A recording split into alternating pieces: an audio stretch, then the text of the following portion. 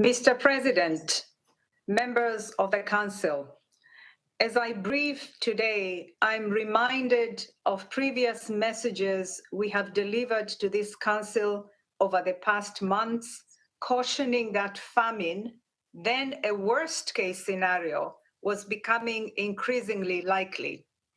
On 22nd of August, the Integrated Food Security Phase Classification Famine Review Committee confirmed that famine is now occurring in Gaza Governorate and is projected to expand further to Deir al-Balah and Khan Yunis by the end of September. Allow me to share some numbers. Over 500,000 people currently face starvation, destitution, and death. By the end of September, that number could exceed 640,000. Approximately 1 million people are in emergency IPC phase 4, and over 390,000 are in crisis IPC phase 3. Virtually no one in Gaza is untouched by hunger. At least 132,000 children under the age of 5 are expected to suffer from acute malnutrition between now and mid-2026. The number of those at risk of death among them has now tripled to over 43,000. For pregnant and breastfeeding women, that number is predicted to surge from 17,000 to 55,000. My colleague from Save the Children will speak in greater depth on this. The suffering of children remains one of the most heartbreaking dimensions of this crisis. Mr. President, behind these stark numbers are human lives, daughters, sons, mothers, and fathers, futures cut short and communities scarred. The Famine Review Committee has been called 5 times to assess food security and nutrition in Gaza. We sounded the alarm after each of these assessments. We also reported to the Council twice under Resolution 2417 on conflict and hunger, first in February 2024 and again in June this year. Let us be clear, this famine is not a product of drought or some form of natural disaster. It is a created catastrophe, the result of a conflict that has caused massive civilian death, injury, destruction, and forced displacement. Last month, over 100 Palestinians on average were killed every day, according to the estimates by Gaza's Ministry of Health, nearly twice the average daily toll recorded in May. In the same period, some 800,000 people were newly displaced, pushed into overcrowded areas that lack shelter and other essentials. This famine is also the result of 22 months of restricted and compromised delivery of essential humanitarian and commercial supplies, degraded health and nutrition systems, lack of adequate shelter, and broken water sanitation and hygiene networks, which have accelerated the spread of disease and turned menstrual hygiene into a nightmare for women and girls.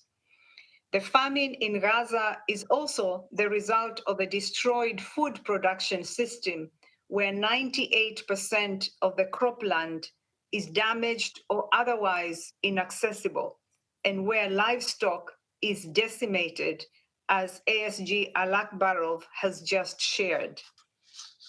Mr. President, we have seen an uptick in aid entering Gaza over the past weeks, including in the number of trucks and fuel tankers.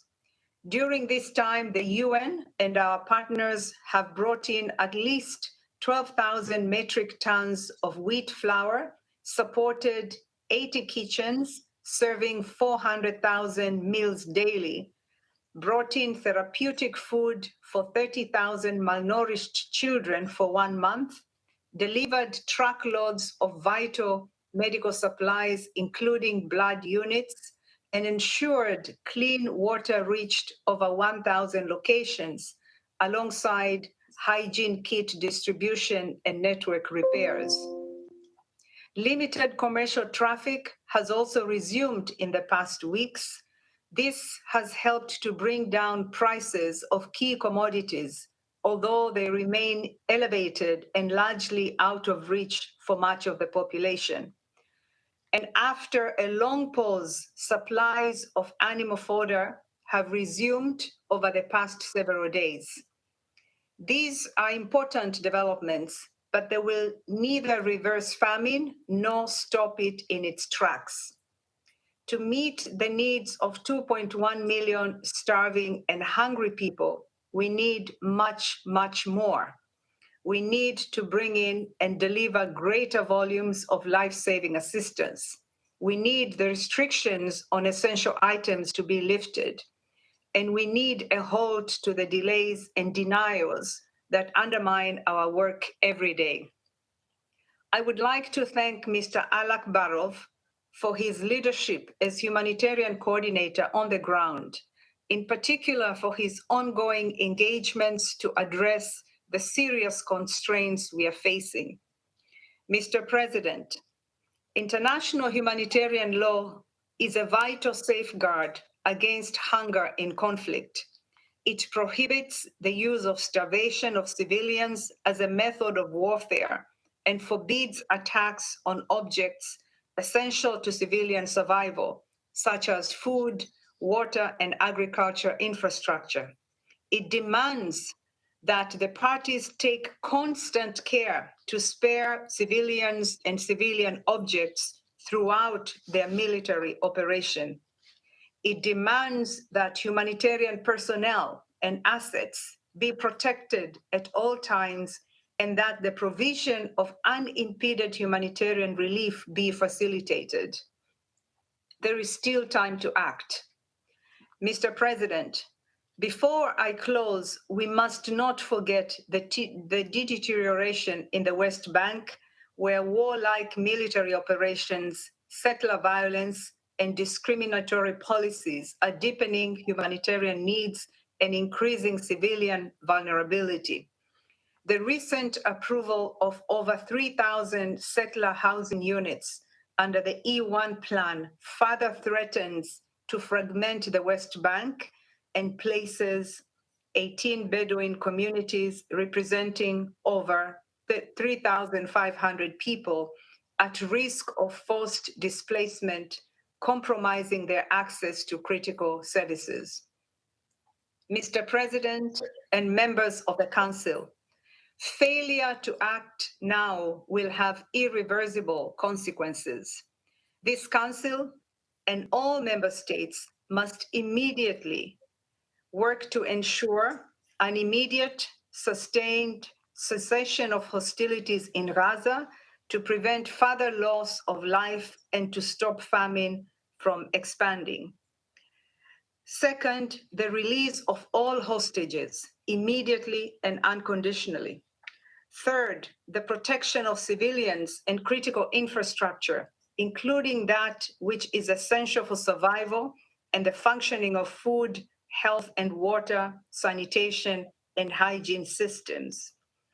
Fourth, safe, rapid, unimpeded humanitarian access through all entry points and to all people in need across the Gaza Strip. This includes the delivery of immediate large-scale, multi-sectoral humanitarian assistance throughout the Strip, including items necessary for survival such as food and nutrition supplies, medicine, water and shelter, fuel and others. Fifth, the restoration of commercial flows of essential goods at scale, market systems, essential services, and local food production. Ending this human-made crisis demands that we act as if it were our mother, our father, our child, our family trying to survive in Gaza today. We must all do more and quickly. Thank you. Agradezco a la señora Msuya la información que ha proporcionado.